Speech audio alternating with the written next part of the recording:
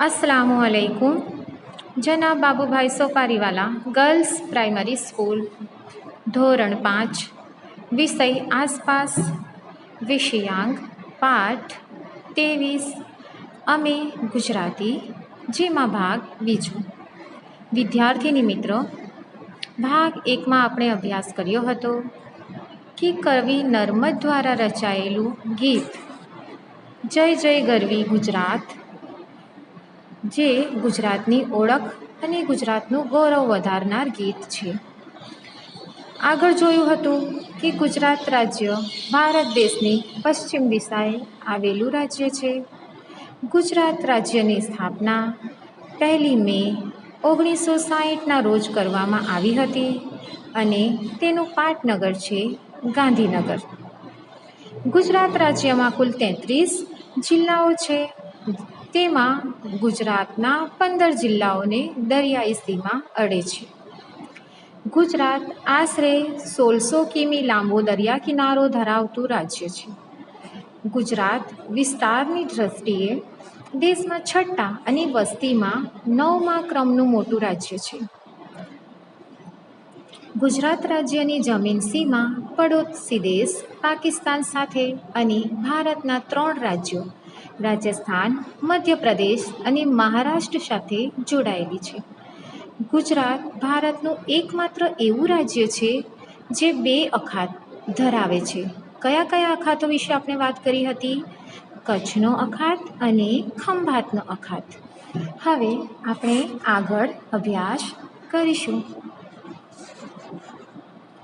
વેદ થોડો ખચકાઈને બોલ્યો, મામા, ગીતમાં મહી, તાપી અને નર્મદા નદીઓના જ નામ છે।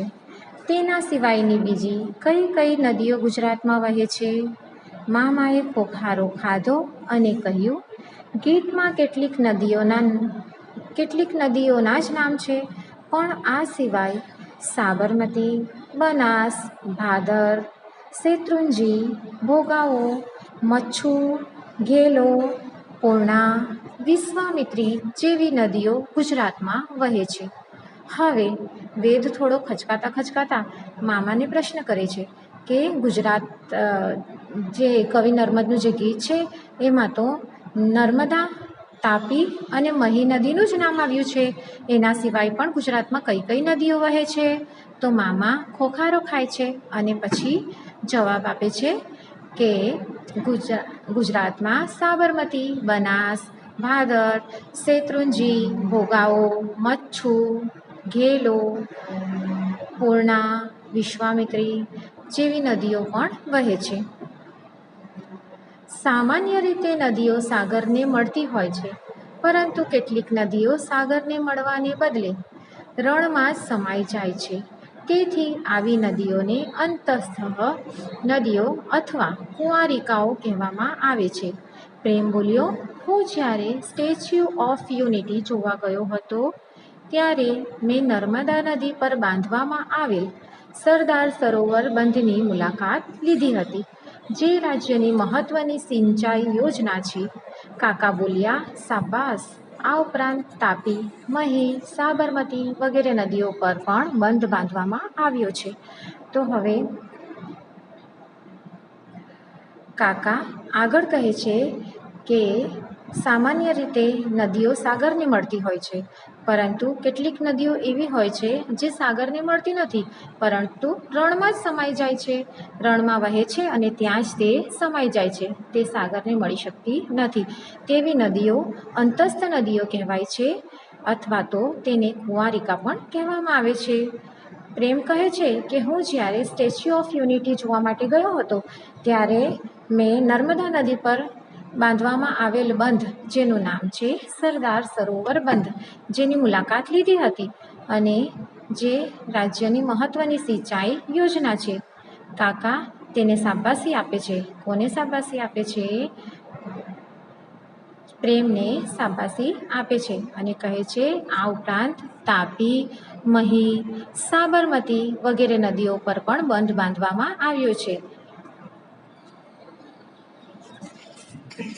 વિદ્યાર્થીની મિત્ર જુઓ, અહીં ગુજરાત નદીઓ, ડુંગરો અને સિંચાઈ યોજનાઓ અહીં સિંચાઈ યોજનાઓ કઈ કઈ છે, નદીઓ ક્યાં ક્યાં આવેલી છે, કઈ કઈ નદીઓ છે અને ડુંગરો છે તેના વિશે આ નકશાની અંદર માહિતી આપવામાં આવી છે. જો અહીં નીચે જુઓ, નિશાની આપવામાં આવી છે, નદીઓ માટે નિશાની આપવામાં આવી છે. આગળ છે ડુંગરો માટે એક પ્રકારની નિશાની છે અને સિંચાઈ યોજના માટે પણ નિશાની આપવામાં આવી છે. અહીં તમે જોઈ શકો છો કે નદીઓ માટે કઈ નિશાની છે, તો તમે નકશામાં શોધી શકો છો કે કઈ કઈ નદીઓ ગુજરાત રાજ્યમાં આવેલી છે, જેવું કે ખારી, કંકાવતી, પછી છે રૂકમાવતી, ભૂખી. આ બધી જે નિશાની દેખાય છે, આ પ્રકારની નિશાનીઓ જે છે, આ પ્રકારની જે નિશાનીઓ છે તે નદી માટેની નિશાની છે, જેવું કે સની, અહીં જુઓ ઓઝર, પછી છે ધાતરવડી. એવી ઘણા પ્રકારની નદીઓ ગુજરાત રાજ્યમાં આવેલી છે. તમે નકશામાંથી શોધી કાઢજો અને તેનું સારી રીતે અધ્યયન કરજો. શાંતિથી બેસીને તમે અધ્યયન કરજો તો તમને જાણવા મળશે કે ગુજરાત રાજ્યમાં કઈ કઈ નદીઓ આવેલી છે. પછી છે ડુંગરો વિશે, તો કયા કયા ડુંગરો આવેલા છે તેના વિશે પણ અહીં આપવામાં આવ્યું છે. અહીં જુઓ, નિશાની આપવામાં આવી છે ડુંગરો માટે. આ જે નિશાની છે તે ડુંગરો છે, તો ઓઝર ડુંગર છે, પછી છે ગિરનાર, આગળ જોઈ ચોટીલા, પછી છે સરકલા, પછી આગળ જોઈશું અહીં છે પાવાગઢ, પછી વિંધ્યાચલ ડુંગર, રાજપીપળાની ટેકરીઓ, આગળ છે લીલિયા, ધીણોધર, કાળો ડુંગર, પછી છે આગળ ઘણા બધા ડુંગરો અહીં દર્શાવવામાં આવ્યા છે. તમે શાંતિથી અધ્યયન કરજો અને જોજો. હવે અહીં નીચે સિંચાઈ યોજનાઓ માટે પણ આપવામાં આવ્યું છે. સિંચાઈ યોજના માટે જુઓ, આ પ્રકારની નિશાની છે કે કઈ કઈ સિંચાઈ યોજનાઓ છે. તો જુઓ અહીં આ નિશાની નીલાખા, પછી શેત્રુંજી સિંચાઈ યોજના, પછી મચ્છુ નદી પર બાંધવામાં આવેલી સિંચાઈ યોજના, આગળ છે વણાક બારી પર બાંધવામાં આવેલી સિંચાઈ યોજના, કડાણા નદી પર નવાગામ કાકરાપાર સિંચાઈ યોજના છે. અહીં દાંતીવાડા સિંચાઈ યોજના છે. આ બધી સિંચાઈ યોજનાઓ માટે માહિતી આ નકશાની અંદર તમને મળી જશે. એકદમ શાંતિથી તમે આ નકશાને જોશો. આગળ જોઈશું, પ્રકરણમાં આપેલ નદીઓ સિવાયની ગુજરાતની નદીઓની યાદી બનાવો. તો હવે પ્રકરણની અંદર કેટલીક નદીઓના નામ આપવામાં આવ્યા છે, એ સિવાયની કેટલીક નદીઓના નામ આપણે અહીં લખવાના છે. તમે તમારી નોટબુકની અંદર તેની યાદી બનાવી શકો છો કે ગુજરાતમાં કઈ કઈ નદીઓ છે. તમને નકશામાંથી બધી નદીઓના નામ મળી જ જશે, પરંતુ પ્રકરણમાં આપવામાં આવેલી એના સિવાયની નદીઓના નામ અહીં લખવાના છે. તો આવશે વાત્રક, મેશ્વો, હાથમતી, ઠાઠર, આજી, નાગમતી, ફુલઝર, સુખભાદર, ખારી. તમને આ બધી નદીઓ પણ નકશામાં મળી જશે. આગળ જોઈશું, અંતસ્થ નદીઓની યાદી બનાવી તેનું અંતિમ સ્થાન લખો. તો હવે અંતસ્થ નદીઓની યાદી બનાવવાની છે અને તેનું અંતિમ સ્થાન લખવાનું છે. તો કઈ કઈ અંતસ્થ નદીઓ છે? બનાસ, સરસ્વતી અને રૂપેણ. આ 3 નદીઓ અંતસ્થ નદી છે અને તે કચ્છના નાના રણમાં સમાઈ જાય છે, એટલે કે તેમનું અંતિમ સ્થાન કયું છે? કચ્છનું નાનું રણ છે. આગળ છે રાજ્યની સિંચાઈ યોજનાઓ તથા તે કઈ નદી પર બાંધવામાં આવેલ છે તે વિગતે લખો. તો રાજ્યની સિંચાઈ યોજનાઓ વિશે લખવાનું છે અને તે કઈ કઈ નદીઓ પર બાંધવામાં આવેલું છે તેની વિગત તમે ભેગી કરીને લખી શકો છો. તમારી નોટબુકની અંદર બધી વિગતો અને યાદી બનાવી શકો છો. કે સરદાર સરોવર યોજના છે, તો એ કઈ નદી પર બાંધવામાં આવી છે? નર્મદા નદી પર. પછી છે કાકરાપાર ઉકાઈ યોજના, તે તાપી નદી પર. પછી દાંતીવાડા યોજના બનાસ નદી પર બાંધવામાં આવી છે. પછી ધરોઈ યોજના સાબરમતી નદી. વણાકબોરી મહી નદી પર. ગોમટા યોજના છે તે ભાદર નદી પર છે. મોરબી યોજના તે મચ્છુ નદી પર સિંચાઈ યોજના મચ્છુ નદી પર બાંધવામાં આવી છે. એવી જ રીતે તમે બીજી યોજનાઓ વિશે પણ જાણકારી મેળવી શકો છો.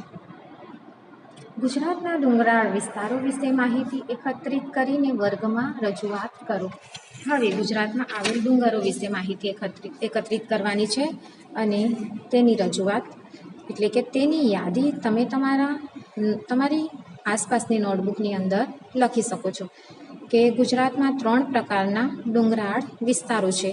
પહેલું છે કચ્છનો ડુંગરાળ વિસ્તાર, બીજું છે સૌરાષ્ટ્રનો ડુંગરાળ વિસ્તાર અને ત્રીજું છે તળ ગુજરાતનો ડુંગરાળ વિસ્તાર. તો કચ્છના ડુંગરાળ વિસ્તારમાં કયા કયા ડુંગરો આવેલા છે તે તમને નકશામાંથી મળી જશે કે ભુજિયો, કાળો ડુંગર, લાલિયો ડુંગર, ધીરોધર, કંથરોડ વગેરે ડુંગરો આવેલા છે. સૌરાષ્ટ્રની અંદર કયા ડુંગરો છે તે પણ તમે નકશામાંથી શોધી કાઢશો કે ચોટીલા ડુંગર, પોરબંદર, બરડો, પાણીતાલા અને ખોખરા ડુંગર. પછી તળ ગુજરાતના ડુંગરાળ વિસ્તારમાં તમને ડુંગરો શોધવાના છે તો અરવલ્લીની ગિરિમાળા આવી જશે, પછી ઈડરનો ડુંગર આવશે, પાવાગઢનો ડુંગર આવશે, રાજપીપળાની ટેકરીઓ, વલસાડ નજીક આવેલું પાનેરાના ડુંગરો અથવા તો આગળ છે સાપુતારાના ડુંગરો. આ બધા જ ડુંગરો તમને તળ ગુજરાતના ડુંગર વિસ્તાર એટલે કે નકશામાંથી મળી જશે. ઝીલે કહ્યું, હું એકવાર મારા કાકા જોડે બનાસકાંઠા જિલ્લાના માનપુર ગામે ગયો હતો. ત્યાં ખૂબ જ ઠંડી હતી. જ્યારે હું અને કાકા ખેતરમાં ગયા ત્યારે મેં જોયું કે ત્યાં ઘઉં વાવવામાં આવેલ હતા, જ્યારે બાજુના ખેતરમાં બટાટા વાવવામાં આવ્યા હતા. કાકાએ કીધું કે જમીન જેવા પ્રકારની હોય તે પ્રમાણે તેના પાક લેવામાં આવે છે. આ બધા પાક રવિ પાક તરીકે ઓળખાય છે. હવે ઝીલ એકવાર પોતાના કાકા સાથે બનાસકાંઠા જિલ્લામાં જાય છે અને કયા ગામે જાય છે? માનપુર ગામે જાય છે. ત્યાં ખૂબ જ ઠંડી પડતી હતી. કાકા તેને ખેતર જોવા માટે લઈ જાય છે. ત્યારે તે જુએ છે કે ખેતરમાં ઘઉં વાવેલા હોય છે અને બાજુના ખેતરમાં બટાટા વાવેલા હોય છે. તો ઝીલને પ્રશ્ન થાય છે. ત્યારે કાકા તેને કહે છે કે જમીન જેવા પ્રકારની હોય છે તેવા જ પ્રકારનો તેમાં પાક લેવામાં આવે છે. તેને રવિ પાક તરીકે ઓળખવામાં આવે છે. હવે જુઓ, નકશાની અંદર તમને બતાવવામાં આવ્યું છે અલગ અલગ પ્રકારના પાક. ગુજરાત રાજ્યમાં થતા પાક વિશે અહીં આપવામાં આવ્યું છે. ગુજરાત રાજ્યનો નકશો છે અને કયા કયા પાક કયા કયા જિલ્લાઓમાં થાય છે તેના વિશે દર્શાવવામાં આવ્યું છે. તો જેવું કે ઘઉંનો પાક, તો અહીં તમને દેખાય છે આ પ્રકારની જે નિશાની દેખાય છે વિદ્યાર્થીની મિત્ર, ત્યાં તમને ખબર પડશે કે અહીં ઘઉંનો પાક થાય છે. એવી જ રીતે જુવાર, તો જુઓ અહીં જુવાર, આ પ્રકારની નિશાની જ્યાં દેખાશે ત્યાં જુવારનો પાક લેવામાં આવે છે. એવી જ રીતે ડાંગરનો પાક, તો ડાંગરનો પાક નિશાની જોઈને તમે જોઈ શકો છો, કહી શકો છો કે અહીં ડાંગરનો પાક લેવામાં આવે છે. જેમ કે અહીં જુઓ, અહીં ડાંગરનો પાક લેવામાં આવે છે. અહીંયા તમે જોઈ શકો છો ડાંગરનો પાક લેવામાં આવે છે આ બધી જગ્યાઓ પર. આગળ છે બાજરી. બધા માટે એક અલગ પ્રકારની નિશાની આપવામાં આવી છે. મકાઈ માટે અલગ છે, મગફળી માટે, કપાસ માટે, તંબાકુ, ખારેક, કેરીઓ માટે, જો અહીં કેરીઓ માટે પણ એક પ્રકારની કેરીની નિશાની આપવામાં આવી છે. પછી એરંડા છે, ઇસબગુલ છે, જીરું, વરિયાળી, બટાટા માટે અલગ છે, ડુંગળી માટે છે, ખજૂર માટે છે અને કાજુ માટે. આ બધા જ પાકો કઈ કઈ જગ્યા ઉપર કયા કયા જિલ્લાઓમાં લેવામાં આવે છે તેના વિશેની માહિતી આ નકશામાં તમને મળી જશે. વિદ્યાર્થીની મિત્ર, એકદમ શાંતિથી તમે આ નકશાનું અધ્યયન કરજો. વિદ્યાર્થીની મિત્ર, તમને અહીં સુધી સમજ પડી ગઈ હશે.